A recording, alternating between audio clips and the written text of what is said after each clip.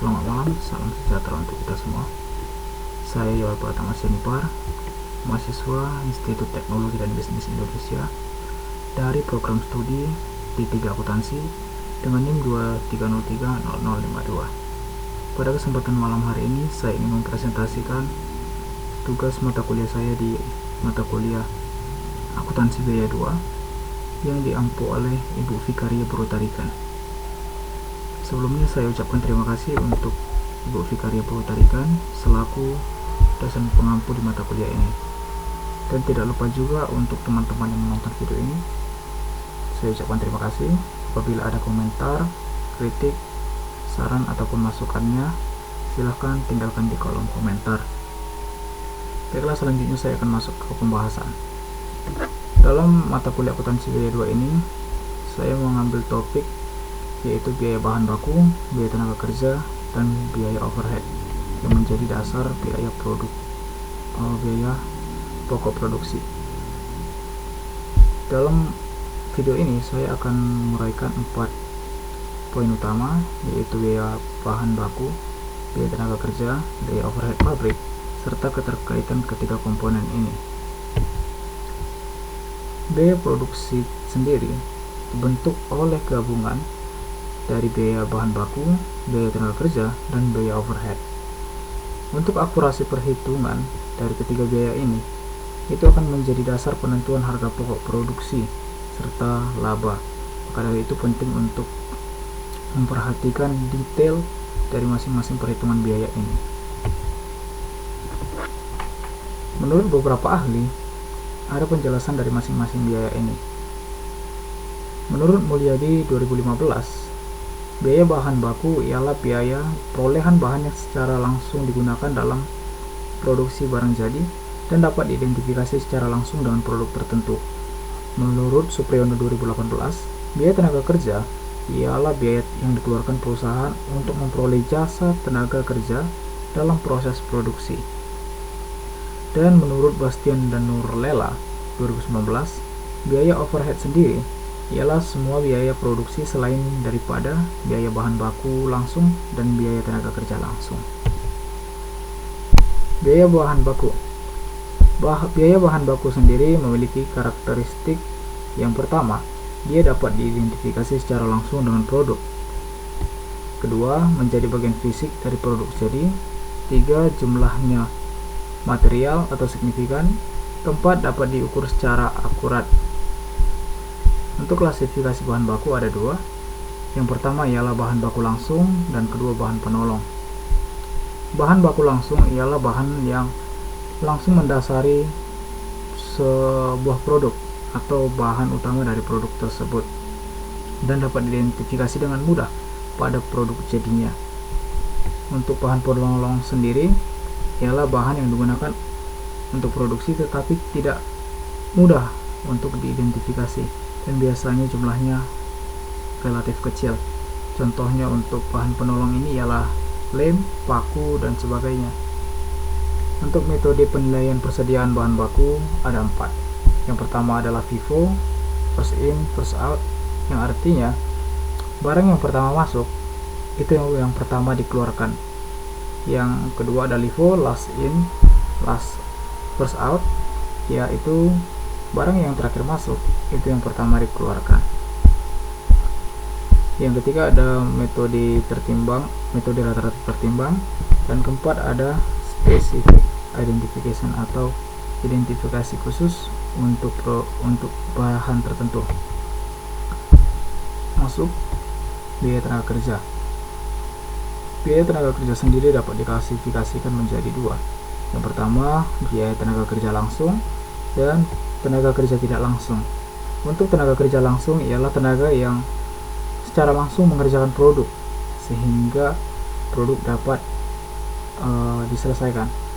Yang kedua, dapat diidentifikasi dengan produk tertentu, artinya hasil kerja dari tenaga kerja langsung ini dapat dilacak atau dapat dilihat dari produk jadinya.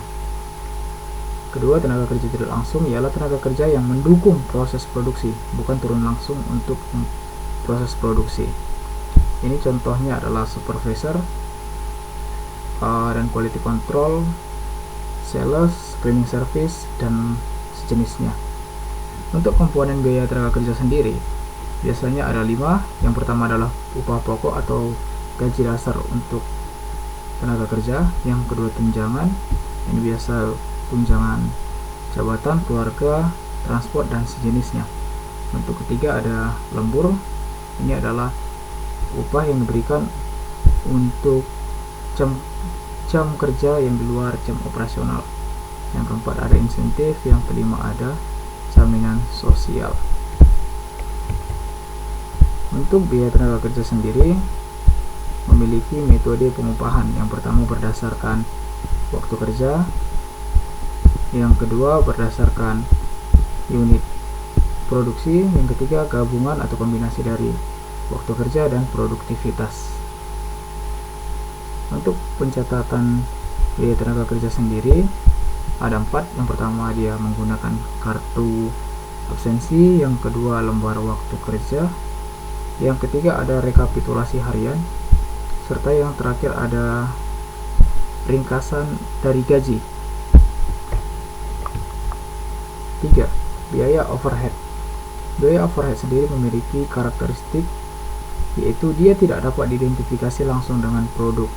Artinya sulit dilacak biaya overhead ini pada suatu produk. Kedua, bersifat gabungan atau joint cost. Ketiga, memerlukan dasar alokasi untuk pembebanan. Keempat, umumnya bersifat tetap atau semi variabel. Klasifikasi biaya overhead dia didasarkan dari 2 hal. Yang pertama dari perilaku dan kedua ada fungsinya. Yang dari perilaku ada overhead tetap, tidak berubah dengan volume produksi. Ini contohnya depresiasi mesin, gaji supervisor, asuransi pabrik, dan sejenisnya. Untuk overhead variabel, yaitu dia berubah sebanding dengan volume produksi. Contohnya listrik mesin, bahan penolong, dan maintenance variable. Ketiga ada overhead semi variable, kombinasi tetap dan variabel. Ini contohnya telepon pabrik dan listrik campuran. Untuk berdasarkan fungsi ada overhead produksi, ini dia langsung terkait proses produksi. Yang kedua ada overhead administrasi pabrik, dia administrasi tingkat pabrik. Yang ketiga ada overhead pemeliharaan atau ini bisa dikatakan sebagai perawatan fasilitas produksi. Untuk biaya overhead sendiri memiliki metode alokasinya. Yang pertama ada plain weight rate. Ini artinya dia satu tarif untuk seluruh pabrik. Dia memiliki rumus total overhead dibagi dengan total activity space. Yang kedua ada departmental rate, yang dimana tarif berbeda untuk setiap departemen.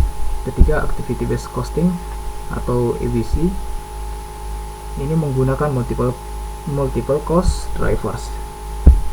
Nah, untuk dasar alokasi overhead ada 5. Yang pertama itu berdasarkan jam kerja, yang kedua biaya tenaga kerja langsung, yang ketiga jam mesin, yang keempat ada unit yang diproduksi, dan kelima itu ada biaya bahan baku.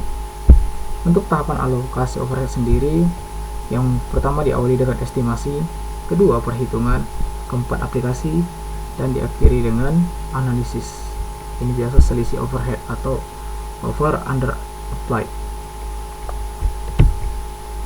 Untuk hubungan ketiga biaya ini ialah di dalam sebuah persamaan, yaitu harga pokok produksi sama dengan biaya bahan baku digabung atau dijumlah dengan biaya tenaga kerja dijumlah dengan biaya overhead.